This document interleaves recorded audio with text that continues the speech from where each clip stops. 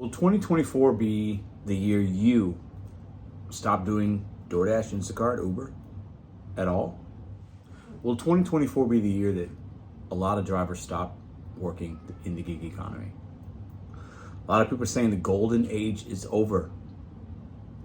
What do you think? I'm gonna read you an article and give you my opinion. Welcome back to Mr.BetonYou. We talk about using the gig economy to your benefit, full-time, part-time, as a stepping stone to something else and growing within it, but knowing when to possibly exit. And I think for a lot of us, that time is going to be approaching. So like a lot of us know, delivering groceries and takeout as a gig worker was a lucrative job early in the pandemic, but in 2023, the job got more competitive, paid less, workers said in dozens of interviews. Many gig workers are deciding that a traditional 9-to-5 job makes more sense. So in 2020, at the height of the pandemic, Juan started delivering groceries through Instacart and takeout orders via Uber Eats in Southern California. The money was good enough that he didn't need any other job. 3 years later, Juan is still a full-time gig delivery worker, but he's running out of options to stay that way. These days, Juan said he gets fewer offers through the apps. Those that do pop up on his screen are gone in a second or two, if he's not quick. A change he attributes to more people in his area getting into delivery work. He also tried to sign up for other apps, including Amazon Flex, Grubhub, and DoorDash, but hasn't gotten off wait lists for them. Right now, they are not taking more drivers, he said. 2020 and 2021 were excellent, but things started to go downhill in 2022 and now 2023, Juan told Business Insider. I think a lot of you can relate to that. Let's continue. Over the last several months, I've spoken with roughly spokespeople for Amazon, DoorDash, and Grubhub confirmed to Business Insider that they put prospective delivery workers on wait lists in certain markets based on demand for deliveries. Over the last several months, I've spoken with roughly 36 people who work for Instacart, DoorDash, Walmart, Spark, and other delivery services that rely on gig workers. Most of those conversations included a common theme. Working as a delivery driver got a lot harder over the past years. Lots of workers tell me that they've got into delivery early in the pandemic when lots of people were willing to pay extra to have groceries, takeout, and other things brought to their door. But now things are harder. Just finding orders to deliver can be a challenge. Some services like Instacart have also cut base pay for delivering orders. Less than 10% of gig workers make over $10,000 a month, according to research from PayQuicker, a payment company with clients in the gig workspace. $2,000 a month? Not a lot of money. That tells us a lot of people do this part-time or their earnings have been cut. And some have even said they've needed to have a side gig for their side gig. They had a W-2. Now they went to a side gig. Some people left the W-2, did side gig full-time. Now they go back to the W-2, or they went back to a W-2, kept the side gig that they were doing full-time, and now they have another side gig, a third side gig. 4 ways of making money. That's how difficult it's become for a lot of people. Here are some of the problems that delivery gig workers face in 2023, varying from lower pay to greater competition to sudden deactivations. Several workers declined to have their names used, citing potential retaliation from the apps. Business Insider has verified that their identities as status as gig workers. So more competition, lower pay, and a rigid schedule. Many of the delivery services have pitched themselves for years to More competition, lower pay, and a rigid schedule. Many of the delivery services have pitched themselves for years to workers who don't want a rigid 9-to-5 schedule. A 2015 worker testimonial from Instacart is a great example, titled How Instacart Shoppers Are Achieving Big Dreams on a Flexible Schedule. This is 2015 though. It features Greg F., an aspiring actor who made ends meet delivering orders for Instacart. My availability changes every week in terms of rehearsals and auditions, a quote from the Greg in the testimonial reads, and I can accommodate that. But working for the apps has started to look more like an office job, especially when it comes to working at a specific time, workers told Business Insider, because you got to work when it's busy, and maybe you even have to schedule yourself anyway. Well, this is where it gets a little interesting to me. Instacart encourages shoppers to hang out in parking lots near busy areas identified using color-coded heat maps. Business Insider reported earlier this year the company says that being near a busy store improves shoppers' chances of snatching orders. That's a contrast with past years when many shoppers could claim an order from home even when they were miles away from a store. Now you're not really free anymore, one shopper in Utah told Business Insider. You're locked in. Earlier this year, Instacart told Business Insider that a majority of its contractors spend less than 10 hours each week doing work for the app. Overwhelmingly, shoppers say these choose to earn income through the Instacart platform because of the freedom and independency they get with the flexible schedule, an Instacart spokesperson said. One driver for DoorDash in California said he doesn't mind waiting in parking lots, but he says doing other things on his phone to pass the time, like watching YouTube videos, it has made him miss out on decent orders. I think we can all relate to that, especially with Instacart. It's like being clocked in, he said. You can't be on your phone. Huh, interesting. And a big app and a big story we're going to continue to think about in 2024 and beyond is the Walmart Spark situation. So contractors for Walmart Spark delivery services also have to show up in stores' parking lots once an hour in order to claim orders.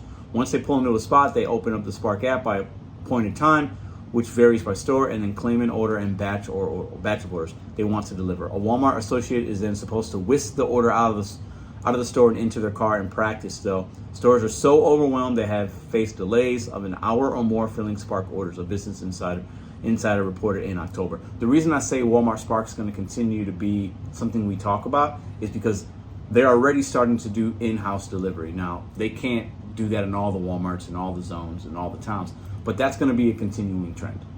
So that will mean less opportunities for some Spark drivers.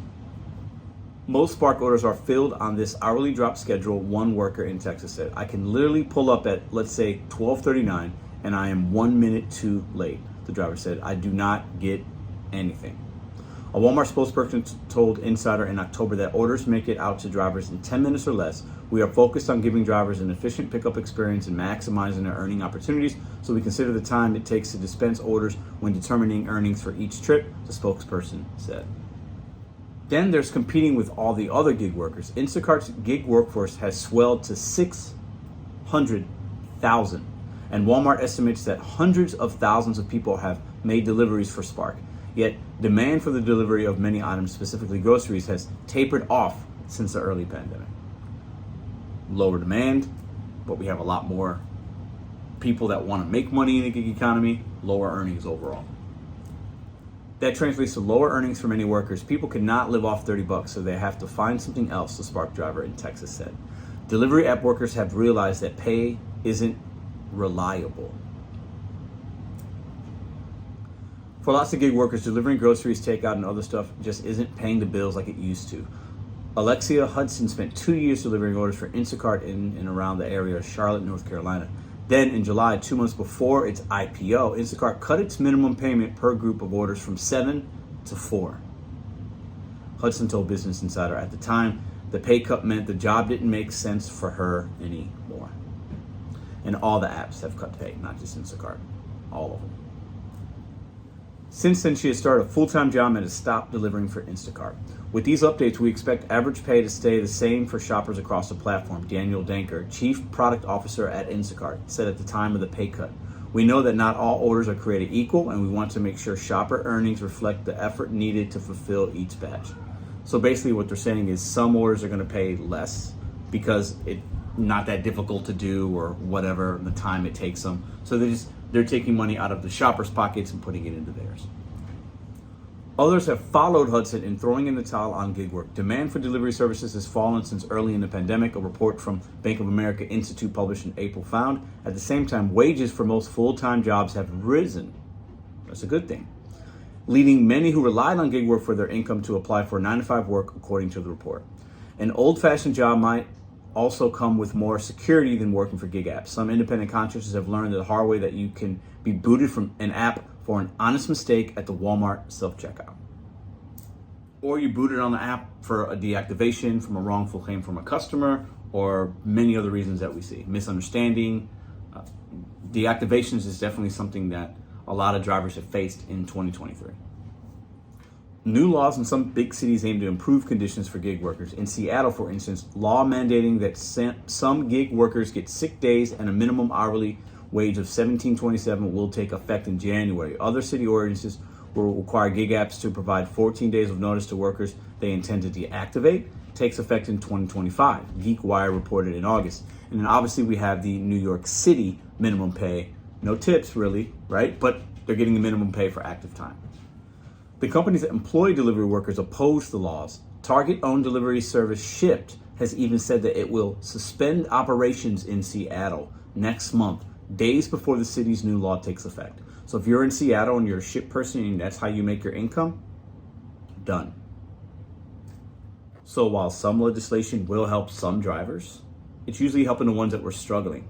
And the ones that were doing okay, now if you're a ship shopper doing all right, your opportunity has been completely taken away.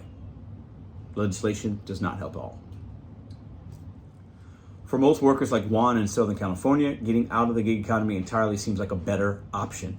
Obviously, the slice of the pie is getting smaller and smaller for me, he said. I'm looking for a proper job right now. And he has Prop 22 in Southern California, and he's saying that.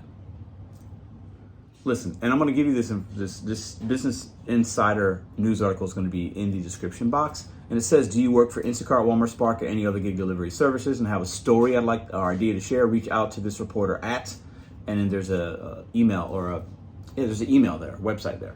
So definitely reach out if you want to share your story at the Business Insider.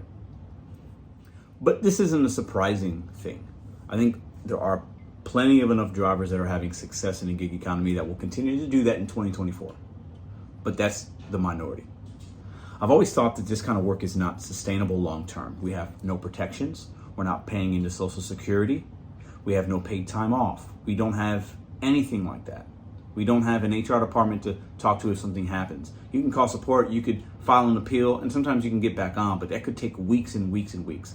And the average person doing DoorDash or working in the gig economy can't go 2 to 4 weeks without making money.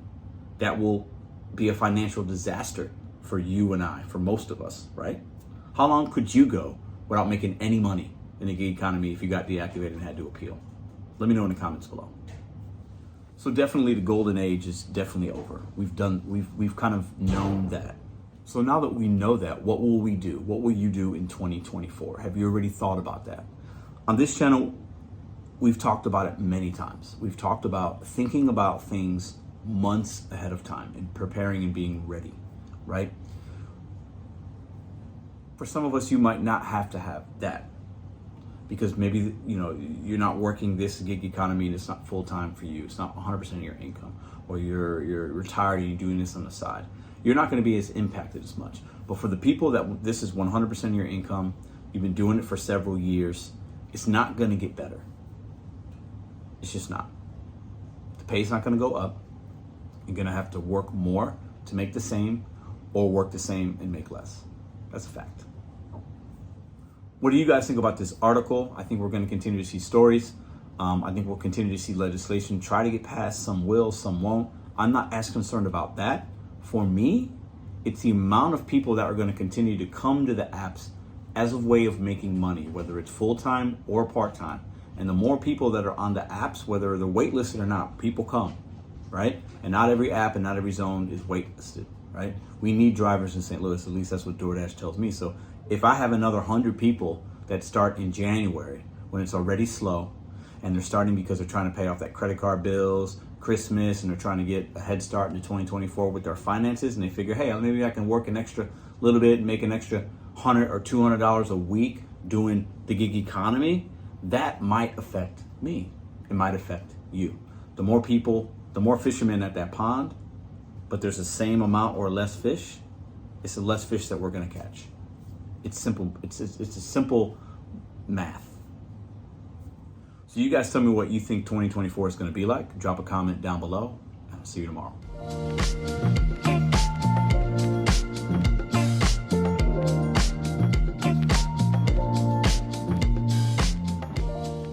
If you like this video or others, check out this one here. Consider hitting subscribe. Let me know what you think in the comments.